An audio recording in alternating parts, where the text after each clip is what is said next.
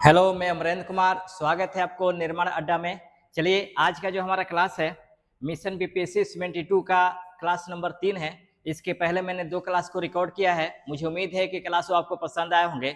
दरअसल इस सेशन को स्टार्ट करने का मुझे मुख्य उद्देश्य है कि जब तक 72वें बीपीएससी का एग्जाम नहीं हो जाता है तब तक डेली 50 क्वेश्चन उसी के हिसाब से जो एग्जाम के पैटर्न है उस हिसाब से तैयारी मैं आप लोग को कराऊंगा। तो चलिए स्टार्ट करते हैं आज टेस्ट नंबर 3 का पहला प्रश्न है कि मिजोरम की अंतर्राष्ट्रीय सीमाओं के संबंध में निम्नलिखित कथनों पर विचार करें। तो ध्यान देंगे, इसमें पहला कथन है कि मिजोरम की सीमा बांग्लादेश एवं म्यांमार दोनों से लगती है। सही है।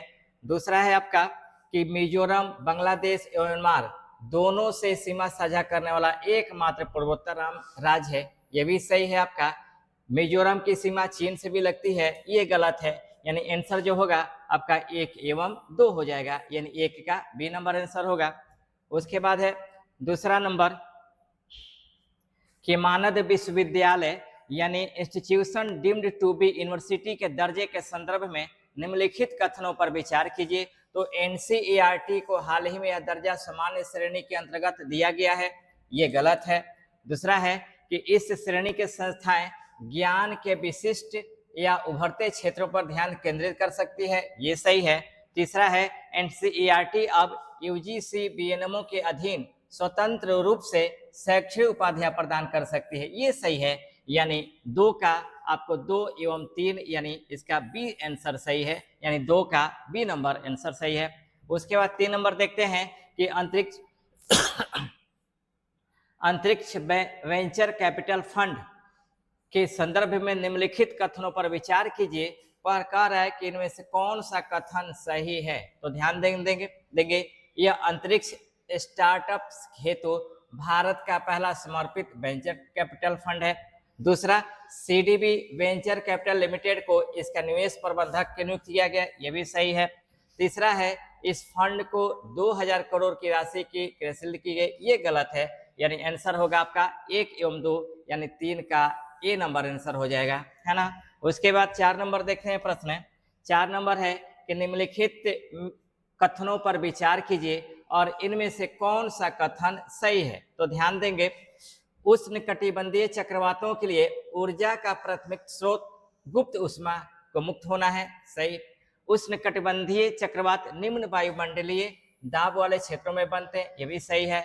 और उष्णकटिबंधीय चक्रवात के केंद्र को आंख कहा जाता है, ये भी सही है। यानी 1 2 3 यानी आंसर हो जाएगा 4 का डी नंबर। उसके बाद है 5 नंबर कि संसद सदस्यों की निर्हरता के संबंध में यानी अयोग्यता के संबंध में निम्नलिखित कथनों पर विचार करें। तो कह रहा है कि अनुच्छेद 103 के अंतर्गत किसी सदस्य की अयोग्यता या निर्हरता का प्रश्न राष्ट्रपति को निर्दिष्ट करता है, सही है। दूसरा है राष्ट्रपति निर्णय लेने से पूर्व निर्वाचन आयोग की राय लेता है, ये भी सही है। तीसरा है ऐसे मामलों पर राष्ट्रपति का निर्णय अंतिम होता है, यानी आंसर हो जाएगा आपका 1 2 3 यानी 5 का डी नंबर होगा। उसके बाद है 6 नंबर निम्नलिखित अनुच्छेदों पर विचार कीजिए, इनमें से कौन से नकारात्मक स्वभाव के हैं। तो ध्यान देंगे, अनुच्छेद 14 समानता का अधिकार, अनुच्छेद 15 का एक भेदभाव का प्रतिषेध, अनुच्छेद 16 का 2 लोक नियोजन में अवसर की समानता, अनुच्छेद 25 धार्मिक स्वतंत्रता का अधिकार। यानी इसमें आपको कह रहा है कि कौन नकारात्मक स्वभाव के हैं।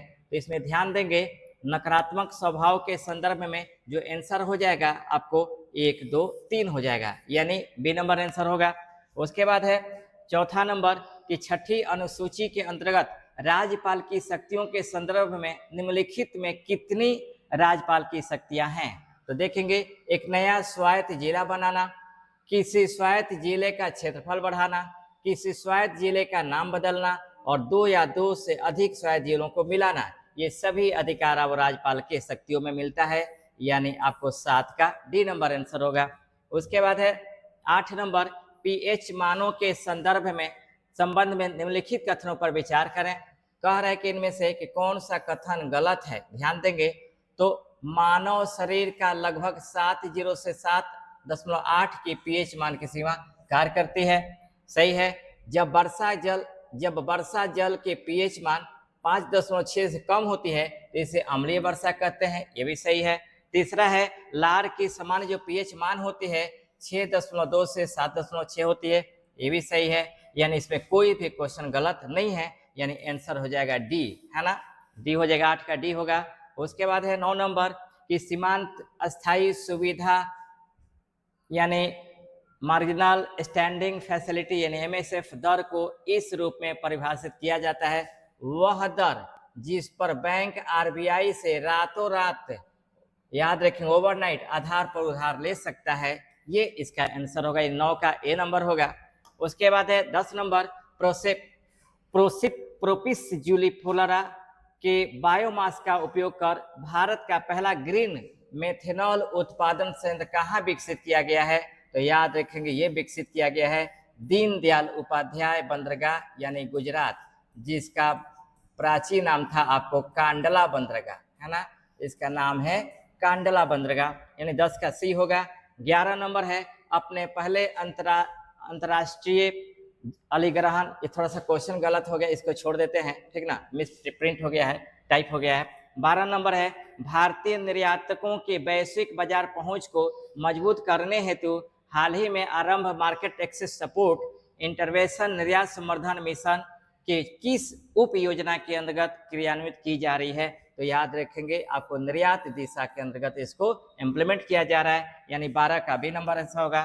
13 है यूएसटीआर की 2026 रिपोर्ट के अनुसार भारत सहित कितने देशों को बौद्धिक संपदा अधिकारों की सुरक्षा को लेकर चिंताओं के कारण प्राथमिकता निगरानी सूची में रखा गया है, तो 6 रखा गया है, यानी 13 का सी नंबर आंसर होगा। उसके बाद है बिहार राज्य मंत्रिमंडल ने 42 मीटर लंबे रनवे वाले अंतर्राष्ट्रीय हवाई अड्डे के निर्माण को किस जिले में स्वीकृति प्रदान की है, तो ये सारण में प्रदान की है, यानी 14 का सी नंबर आंसर होगा। 15 है कि जेट धाराओं एवं पश्चिमी विक्षोभों के संबंध में निम्नलिखित कथनों पर विचार कीजिए, है ना, कह रहा है कि उपोष्ण पश्चिमी जेट धारा पश्चिमी विक्षोभों की गति को प्रभावित करती है, सही है। पश्चिमी विक्षोभ ऊपरी वायुमंडल में पश्चिमी प्रवाह के साथ गति करती है, यह भी सही है। उष्णकटिबंधीय पूर्वी जेट धारा इनकी उत्पत्ति के लिए उत्तरदायी है, ये गलत है, यानी आंसर होगा 1 एवं 2, है ना, यानी 15 का ए नंबर आंसर होगा। उसके बाद है 16 नंबर मोनोजाइट के संदर्भ में निम्नलिखित कथनों पर विचार करें, यह यूरेनियम एवं थोरियम युक्त फॉस्फेट खनिज है, सही बात है। मोनोजाइट के भंडार केवल भारत के पूर्वी तट पर, ये गलत है, ध्यान देंगे। जो मोनोजाइट है ये मोनोजाइट के रेत से थोरियम का उत्पादन किया जाता है, और मोनोजाइट जो रेत है याद रखेंगे केरल में पाए जाते हैं, इसलिए 2 नंबर गलत होगा, इसलिए आंसर होगा 16 का ए नंबर। उसके बाद है आपका 17 नंबर कि भारत ने हाल ही में 2035 के लिए जलवायु लक्ष्य घोषित किए। 2035 तक के स्थापित विद्युत क्षमता में गैर जीवाश्म ईंधन स्रोतों की हिस्सेदारी हेतु निम्नलिखित में से कौन सा लक्ष्य निर्धारित किया गया है, तो याद रखेंगे 60% निर्धारित किया गया है, यानी 17 का सी नंबर होगा। उसके बाद है 18 नंबर लौटते मानसून के संबंध में निम्नलिखित कथनों पर विचार करें। लौटते मानसून का मौसम अक्टूबर व नवंबर के दौरान होता है, सही है। तमिलनाडु को इस मौसम में पर्याप्त वर्षा मिलता है, यह भी सही है। उसके बाद है लौटने के दौरान भारत के अधिकांश भाग में मानसून पौने समुद्र स्थल की ओर बहती है, ये गलत है, यानी आंसर होगा आपका केवल 1 एवं 2, यानी 18 का ए नंबर। उसके बाद है आपका 19 नंबर कि बिहार में गंगा नदी के संबंध में निम्नलिखित कथनों पर विचार करें, ध्यान देंगे। यह बिहार के 12 जिलों से होकर गुजरती है, सही बात है। उसके बाद यह पटना में गंगा नदी की लंबाई 100 किलोमीटर है, ये गलत है। बिहार में गंगा नदी के जलग्रहण क्षेत्र 15,165 वर्ग किलोमीटर है, ये सही है, यानी 1 एवं 3 सही होगा, यानी आपका 19 का सी नंबर आंसर होगा। उसी तरह से आपका 20 नंबर है बिहार की पहाड़ियों को उनके जिले से मिलान करें। अब ध्यान देंगे वैभव पहाड़ी ये नालंदा में स्थित है। देखिएगा सबसे इंपॉर्टेंट है, बीपीएससी में इस तरह से क्वेश्चन बहुत ज्यादा पूछे जा रहे हैं, जो बिहार के लोकल जो न्यूज है, जो लोकल पॉइंट है, ये क्वेश्चन बन जाते हैं, इसीलिए इन सभी क्वेश्चनों पर ध्यान देना जरूरी होगा। तो वैभव पहाड़ी आपको नालंदा में है, प्रागबोधि पहाड़ी गया में है, सोमेश्वर पहाड़ी आपको पश्चिमी चंपारण में है, और बारावर की पहाड़ी जहानाबाद में है। यानी आंसर हो जाएगा आपका ए का 2, बी का 1, सी का 4 और डी का 3, यानी 20 का सी नंबर आंसर होगा। 21 नंबर है, ये मिलाना है कि कौन किससे रिलेटेड है, तो याद रखेंगे खूनी बैसाखी नानक सिंह के द्वारा लिखा गया। इन गोखलेज गार्डन ये सरोजिनी नायडू के द्वारा लिखा गया।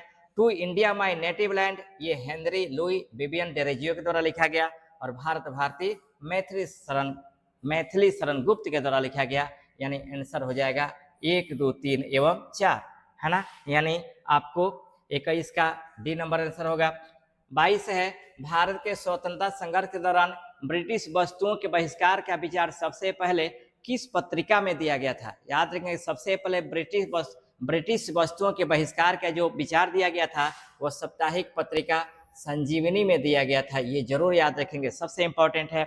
उसके बाद 23 नंबर है कि विधवा पुनर्विवाह की वकालत हेतु 1852 में गुजराती में सत्य प्रकाश किसने आरंभ किया था, तो यह आरंभ किया था करसनदास मुलजी ने। अब यहाँ ध्यान देंगे विधवा पुनर्विवाह को भारत में वैध विधवा पुनर्विवाह जो हुआ वो 7 दिसंबर 1856 को भारत में विधवा पुनर्विवाह के लेकर के जो आंदोलन चलाया था वह ईश्वर विद्याचंद्र सागर ने किया था। लॉर्ड कैनिंग के समय में इसको मान्यता दी गई।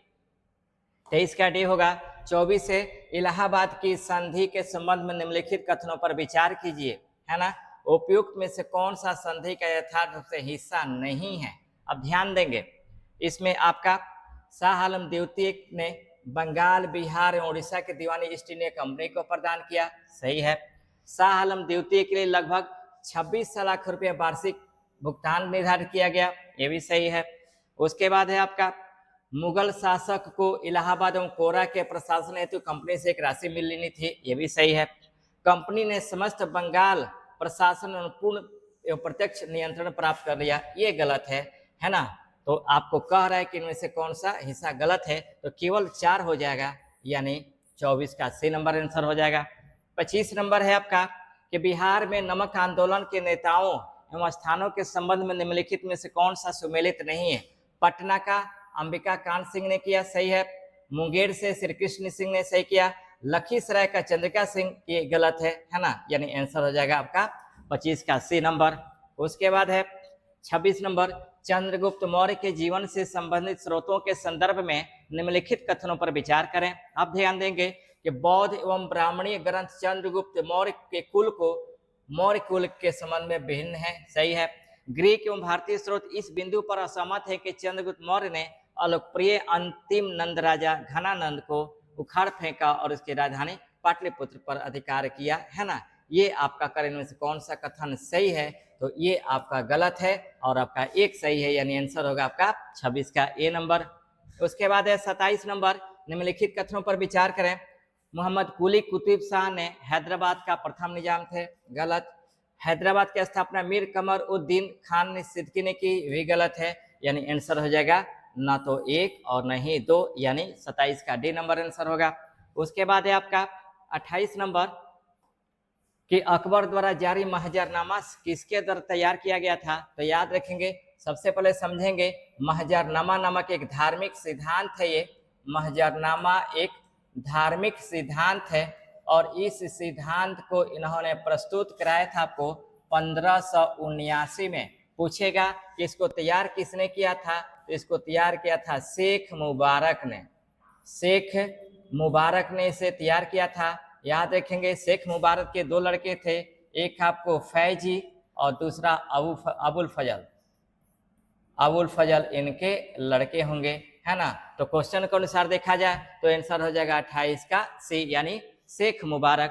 उसके बाद है 29 नंबर, विजयनगर के वंशों को सही कालक्रम के अनुसार सजाइए। ध्यान देंगे विजयनगर पर शासन करने वाला पहला वंश है संगम वंश, दूसरा वंश है सालू वंश, तीसरा वंश है तुलु वंश और चौथा वंश है अरिवीडू वंश।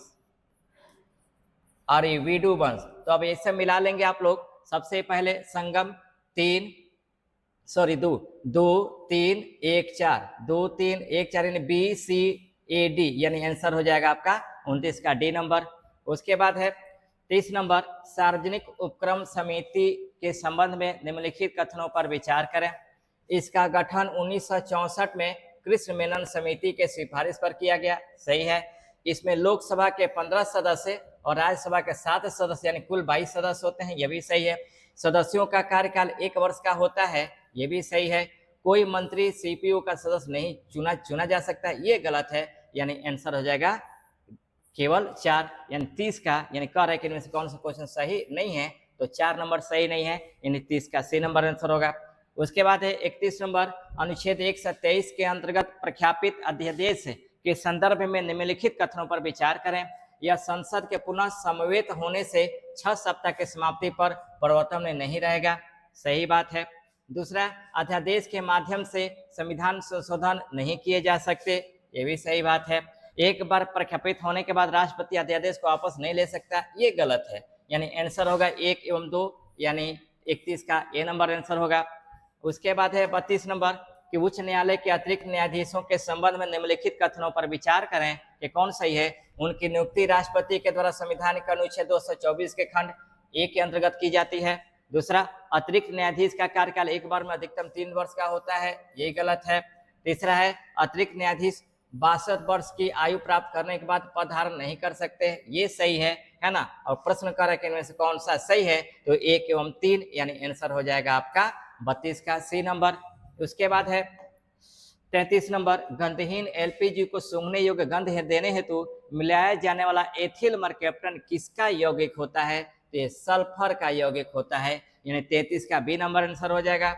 34 है कि निम्नलिखित में से कौन सा ऑक्साइड प्रकृति में अम्लीय है, सल्फर डाइऑक्साइड, यानी 34 का सी नंबर आंसर हो जाएगा। 35 है कि कैल्शियम या मैग्नीशियम सल्फेट के कारण जल की अस्थायी कठोरता दूर करने हेतु किसका उपयोग किया जा सकता है, तो जियोलाइट का उपयोग किया जाता है, यानी 35 का सी नंबर आंसर होगा। उसके बाद है 36 नंबर कि विकृति यानी स्ट्रेन का विमीय सूत्र क्या है, तो ए नंबर होगा Ml2MLT, यानी ये ए होगा आंसर, है ना, 36 का ए होगा। उसके बाद है 37 नंबर, यदि एक संवेदनशील तराजू पर खड़ा व्यक्ति गहरी सांस ले तो तराजू के पठ्यांक क्या हो जाएगा, बढ़ जाएगा, यानी आंसर होगा आपका 37 का बी नंबर। उसके बाद है 38 नंबर, यदि किसी वस्तु का संवेग तिगुना कर दिया जाए तो उसकी गतिज ऊर्जा क्या होगी, तो 9 गुनी हो जाएगी, ये ध्यान देंगे, यानी 38 का सी नंबर आंसर हो जाएगा। 39 है कि निर्वात में रखे जल का धातु पात्र अपनी ऊष्मा किस प्रकार खोता है, तो विकिरण के द्वारा ये खोता है, यानी आपको 39 का सी आंसर होगा। 40 नंबर है कि कवक यानी फंगी सामान्यतः संचित भोजन को किस रूप में संग्रहित करते हैं, तो ग्लाइकोजन के रूप में इसको संग्रहित करते हैं, 40 का बी नंबर आंसर होगा। उसके बाद है आपका 41 नंबर, परिपक्व पत्तियों एवं फलों के गिरने को प्रेरित करने वाले पदार्थ या एंजाइम कौन है, तो यह है आपको एब्सिसिक अम्ल होता है, यानी डी नंबर होगा 41 का आंसर। उसके बाद है 42 नंबर कि जीवों के किस समूह में भोजन शरीर के बाहर तोड़ा जाता है और फिर अवशोषित किया जाता है, इसका आंसर होगा यीस्ट, मशरूम एवं ब्रेड मोल्ड, यानी 42 का बी नंबर आंसर होगा। 43 नंबर है आपका कि प्रसारण नियम शरीर में जल संतुलन बनाए रखना किस अंग के द्वारा होता है, तो किडनी के द्वारा या वृक्क के द्वारा होता है, जिसका वैज्ञानिक अध्ययन होता है नेफ्रोलॉजी, है ना, इसका वैज्ञानिक अध्ययन होता है नेफ्रोलॉजी, है ना। यकृत का वैज्ञानिक अध्ययन होता है हेपेटोलॉजी,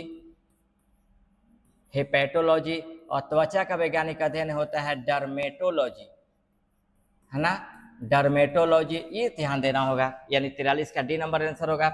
उसके बाद है आपका 44 नंबर, निम्नलिखित में से कौन से घटक बाह्य प्रत्यक्ष विदेशी निवेश का भाग है, ध्यान दीजिएगा, सही कोड चुनना है, तो इसमें इक्विटी हो जाता है, ऋण हो जाता है और जारी की गई गारंटी हो जाती है, यानी 1 2 3 आंसर हो जाएगा 44 का, यानी ए नंबर आंसर होगा।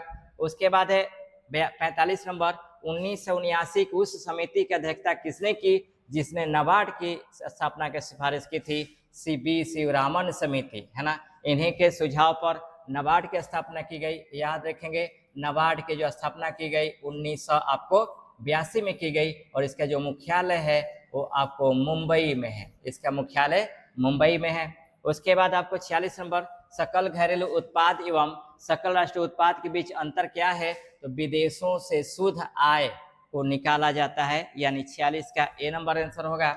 जब 47 है, वैश्विक वित्तीय स्थिरता रिपोर्ट कौन सा संगठन जारी करता है? तो याद रखेंगे अंतर्राष्ट्रीय मुद्रा कोष के द्वारा इसे जारी किया जाता है, अंतर्राष्ट्रीय मुद्रा कोष के द्वारा जारी किया जाता है। विश्व बैंक की स्थापना 1944 में हुई थी और 1946 में जाकर काम करना प्रारंभ किया था, और इसका जो मुख्यालय है वो आपको वाशिंगटन डीसी है। अंतर्राष्ट्रीय मुद्रा कोष की स्थापना 1945 में हुई थी और इसका भी मुख्यालय आपको वाशिंगटन डीसी है। ओसीडी की स्थापना 1971 में हुई थी और इसका मुख्यालय आपको पेरिस में है।